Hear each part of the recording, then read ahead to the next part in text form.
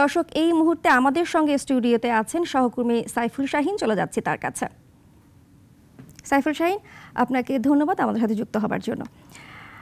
আপনার কাছে জানতে চাচ্ছি যে ছাত্র জনতা কিন্তু আইন নিজেদের হাতে তুলে নিচ্ছে, তো এই যে আইন তুলে নিচ্ছে, এই প্রবণতা বাংলাদেশের জন্য কতটা ক্ষতি বলে আপনি মনে করেন? এটি আসলে একটি শক্তিশালী সরকার। পূজা, আপনাকে যদি আমি একটু ঘটনাটা বলতে চাই যে দীর্ঘদিন একটি শক্তিশালী সরকার স্বৈরাচারীভাবে যদি দীর্ঘদিন থাকে, যখন তার পতন হয় তখন কিন্তু একটি সরকার শূন্যতা অবস্থা তৈরি হয় একটা দেশে। এবং যদিও দেখেছেন যে আমাদের এই হাসিনা সরকার পতনের পরে কিন্তু নতুন সরকার বসেছে, কিন্তু এখন হচ্ছে কি, মানুষ কিন্তু শুধু ছাত্রদের কথাটায় পরে আসি, এই যে একটু আগে যে রিপোর্টটি দেখলেন যে মামলা যে হচ্ছে, সুনির্দিষ্ট কোনো মামলা হচ্ছে না, কিন্তু গণহারে কিন্তু হত্যা মামলা হচ্ছে। কিন্তু যাদেরকে আটক করা হয়েছে, গ্রেপ্তার করা হয়েছে, তারা কিন্তু বিভিন্ন অপরাধী। তারা আর্থিকভাবে দেশকে ক্ষতিগ্রস্ত করেছে, তারা লুটপাট করেছে, ব্যাংক লুটপাট করেছে।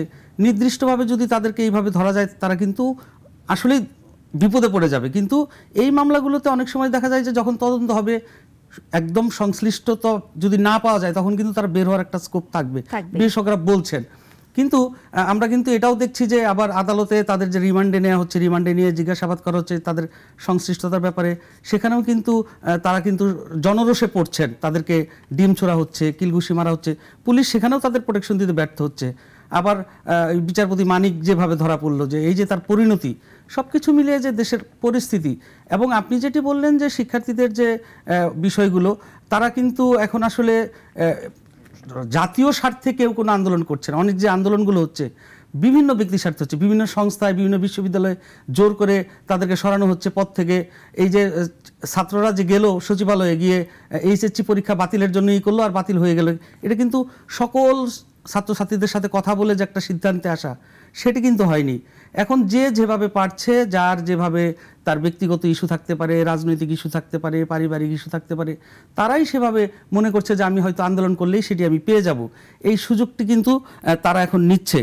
কিন্তু এই ব্যক্তি স্বার্থের যে এই আন্দোলন, এটি কিন্তু খুব বেশি ভালো পথে আমাদেরকে নিবে না। এবং আইনের যে এখন আইন শৃঙ্খলা রক্ষাকারী বাহিনী যদি এগুলোকে নিয়ন্ত্রণ করতে না পারে, তাহলে কিন্তু আমাদের পরবর্তী সময়টা কিন্তু খুব সুখকর হবে না। ইতিমধ্যে যদিও আমাদের যিনি আইন উপদেষ্টা রয়েছেন, তিনি কিন্তু বিভিন্ন জায়গায় বলেছেন যে এই বিষয়গুলো দেখা উচিত বা বিষয়গুলোকে আরো গোচরে আনা উচিত। তারা যদি আসলে এখন যারা আছেন, যারা সরকারে রয়েছেন, তারা যদি বিষয়গুলোকে নির্দিষ্টভাবে খুব বেশি গুরুত্ব দিয়ে থাকেন, তাহলে হয়তো এই বিষয়গুলো নিয়ে আর খুব বেশি সমস্যা হবে না। পূজা, সাইফুল শাহীন, আপনাকে অনেক ধন্যবাদ।